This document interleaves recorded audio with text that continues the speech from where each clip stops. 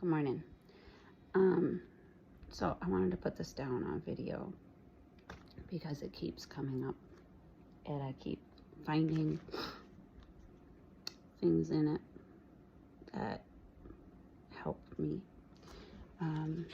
We're reaching towards the 1 year milestone of when my daughter disclosed. And so at this time, all these memories keep coming back of how much it hurt. The pain, the betrayal, the sadness, the shock. And sadness really doesn't describe how it felt. And it's amazing because I'm not in that spot.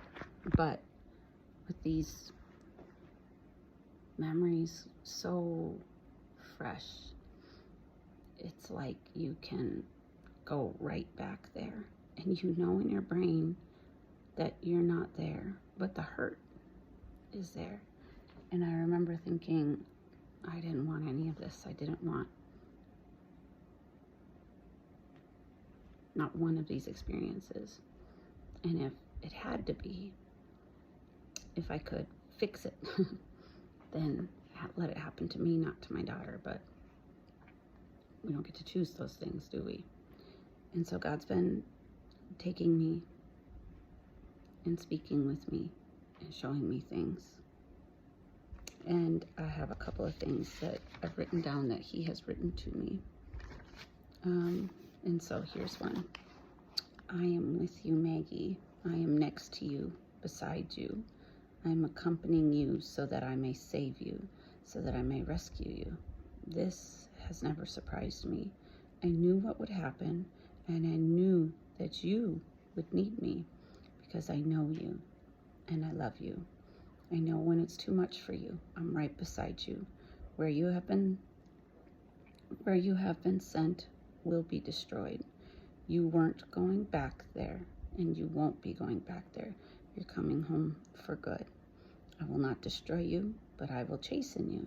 This punishment is for your moral improvement. I have purpose and reason for what I'm doing.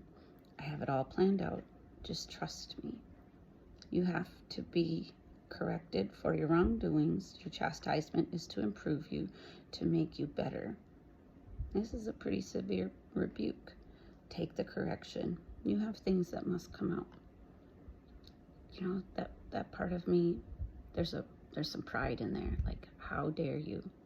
But when I look and I'm honest, it's completely true. There are things that need to be pushed out of me. And if I'm being honest and I'm being a servant of Christ, I will recognize that there are always things that need to be fixed and corrected. But there's some more here. And this comes from Thessalonians 3, and it's a little bit jumbled, but it won't leave my heart. I'm 5'2", so growing pains, I may have felt them once or twice, but people that are tall, I love to be around tall people, even if they pick on me for being short. I can't empathize. I can't understand the pain that they went through when they talk about growing pains. And so 1 Thessalonians 3, I compared physical growing pains to tribulations and trials.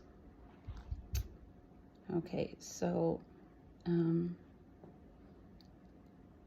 no man should be moved by afflictions.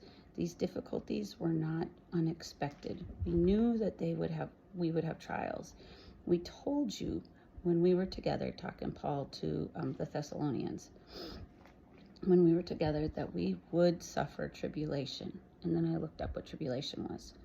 Tribulation is persecution, affliction, a state of pain, distress, grief, misery, which could be mental or bodily, pain to cast down, like to throw yourself down or whatever, to knock, to distress. It also means great pain, anxiety, sorrow, a state of extreme necessity or misfortune.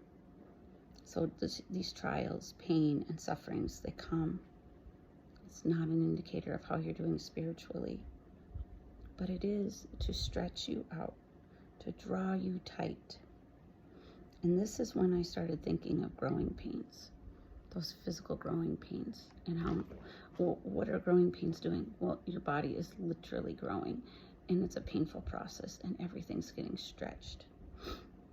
Well, that's what we have to do spiritually sometimes.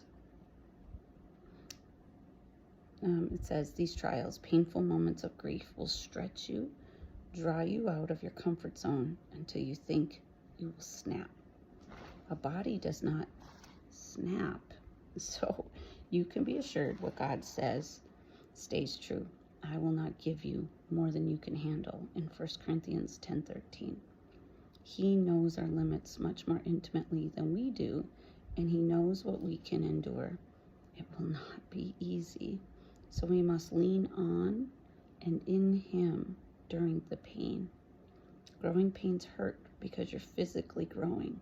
So why do we expect spiritual growth to be easy and joyful? I keep grieving and hurting and feeling so upset and offended with God because I've been serving him gladly and joyfully all these years. And this is happening, and I can't figure out what I did wrong. And people will tell me, well, it doesn't have to be an indicator that you did something wrong. But I'm changing my mind frame and my focus through this last one. So here's what else I wrote. People look back on their seasons of growth and they smile. Others who have gone through the same thing will reminisce about their pains. So when a group of people get together and they talk about it, like I was thinking about people who sit around and talk about when they went through big growth spurts. One will have the biggest growth for the shortest time. That person will get the most sympathy. I always remember people going, ooh, ow, and they'll go, mm-hmm. And then the story is dropped and you move on to the next subject. It is expected when you grow that there will be pain.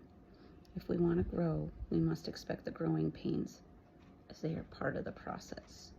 Others have held similar pain, but each person must experience it themselves. How to endure and what relieves the pain will be an individual thing. I have feared, dreaded, and avoided pain because, well, it hurts. When the pain comes, it will momentarily take your breath away. What then? It's what you do then that makes the difference. Are you mad that you experienced pain? Were you expecting to be protected from it? Did you feel like God didn't hold up his end of the bargain? Whoa. What bargain did you think you had with the creator of the universe? The Bible says the rain falls on the just and the unjust. It also says that God is not a respecter of persons. So that would be going against himself to preserve you from all harm. When the Bible also says you will have trials and tribulations, but be of good cheer. I have overcome the world. And every time I read these, I find comfort and hope. And I think I try so hard to avoid discomfort that when it does come, when it gets through all my little defenses and everything, that I'm so shocked and I don't know what to do, and it just takes my breath away and it consumes me.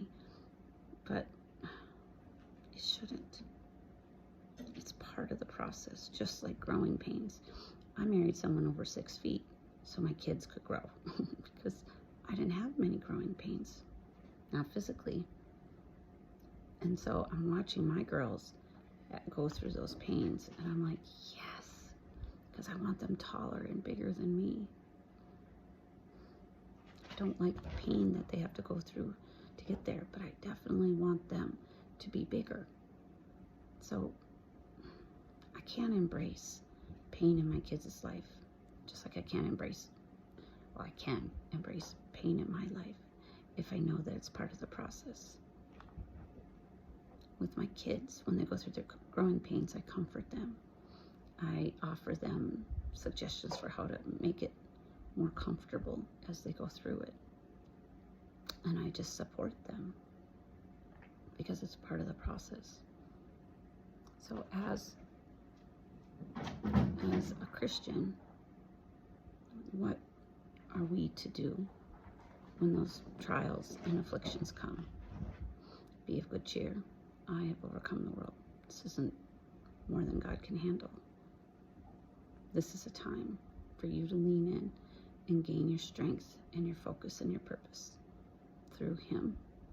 When it hurts, and it's going to hurt, it's going to take your breath away, and it's going to consume you for a little bit. It's okay. It's part of the process.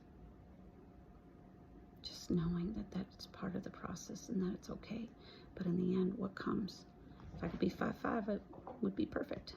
In the spiritual world, I don't have to be limited to 5'5". I could be 7 feet tall. Definitely not in the physical world.